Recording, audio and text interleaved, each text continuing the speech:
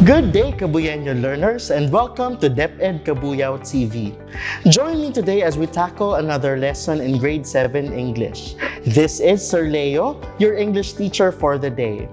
Have your notebooks ready, for we will now start our lesson, which is about the voices of the verb. Many students get intimidated when the topic is about the voices of the verb. However, that should not be the case. For today's lesson, I will help you to differentiate the voices of the verb, identify the voice of the verb used in a given sentence, and transform or change the voice of the verb from active to passive and vice versa. This will be a fruitful 20 minutes. Are you ready? Let's start. Let us study these two sentences. Let us read the sentences together. The girl bought the dress. The dress was bought by the girl. Which sentence has the doer or performer of the action as its subject? Do you think it is the first or the second one? The sentence that has the doer of the action as its subject is the first sentence, the girl bought the dress. In this sentence, the subject, which is the girl, performed the action of buying the dress. On the other hand, the subject of the second sentence is the dress, which received the action of the verb. The dress was the one that was bought by the girl.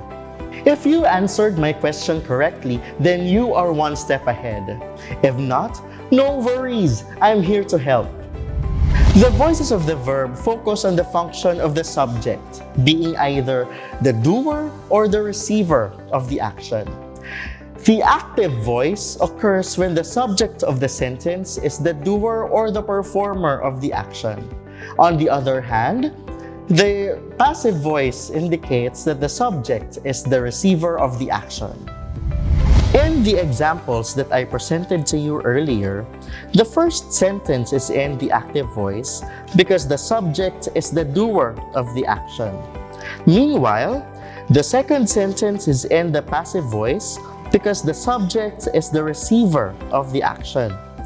Another indication that this sentence is in the passive voice is the presence of the by phrase. The preposition by tells us that the noun it introduces is the doer of the action. Let's try some other examples. What voice of the verb is used in this sentence? The verb is in the active voice. The subject of the sentence, which is my mother, performed the action. The mother did the action of cooking the adobo. Let's have another one.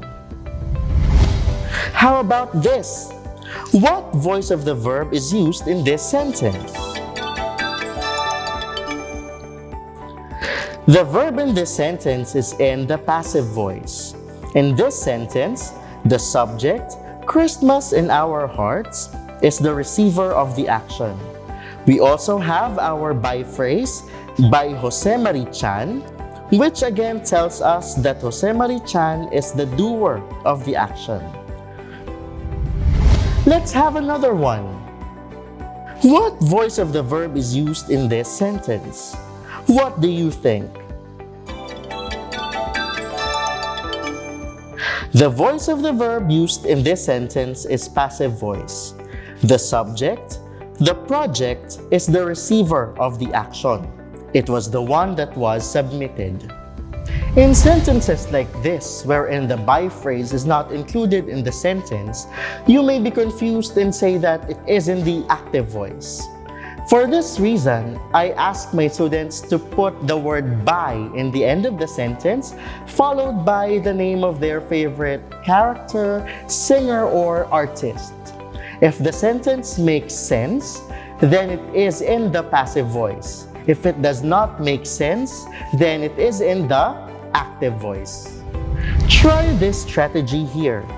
The project was already submitted by Pepito Manaloto. Does the sentence make sense? Of course it does, because it is in the passive voice. Let's go back to the previous example. Try the strategy here. Put by in the end of the sentence and insert the name of your favorite K-drama artist. Does it make sense? It does not, because it is in the active voice. Another thing that we need to talk about is how to change the voice of the verb from active to passive. In transforming the voice of the verb, you must always consider two things: the tense and the number. If the verb in the active voice is in the present tense, the verb in the passive voice should also be in the present tense. With regard to number, you must always remember that the verb agrees with the subject. If the subject is singular, the verb should also be singular. If the subject is plural, the verb should also be plural. Look at the first set of examples. Notice that in the active voice, the verb used is prepares. This is because the subject, Jason, is singular, which requires a singular verb as well. On the next column, you can see how the sentence is changed to passive voice. What changed with the verb? In this sentence, we have the verb phrase are prepared. Since the verb in the original sentence is in the present tense, the passive voice is also in the present tense. However, the number changed from singular in the original sentence to plural in the transformed sentence. This is because the subject in the changed sentence is plural in number, therefore requiring a plural verb as well. The same goes with the remaining sentences. Study the remaining examples. Let us check what you have learned. I will give you 5 seconds to grab a pen and paper for our short quiz. Time starts now.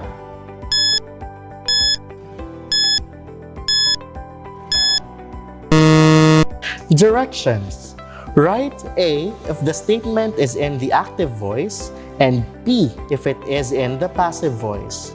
Then, transform it from active to passive voice or vice versa. After reading each sentence, you will be given 15 seconds to write your answer. Number 1. The terraces were built by our ancestors.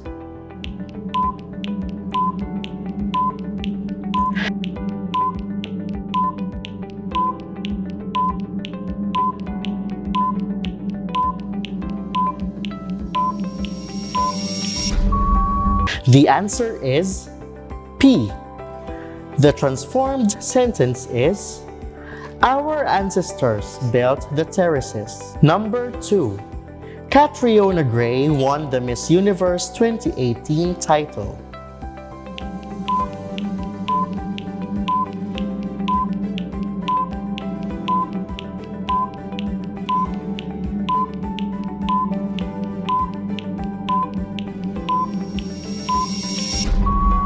The answer is A.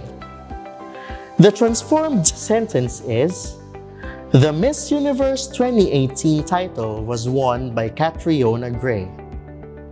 Number 3. The policeman arrested the quarantine violators.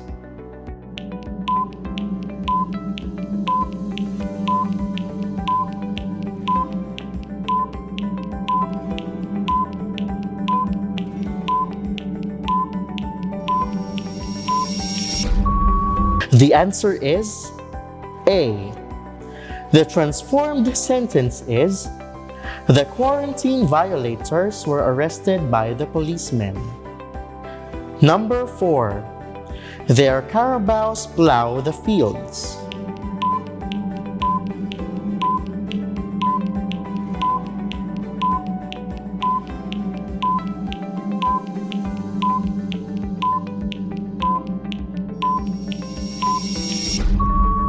The answer is A. The transformed sentence is the fields are plowed by their carabaos. Number 5. Our papers were received by the secretary.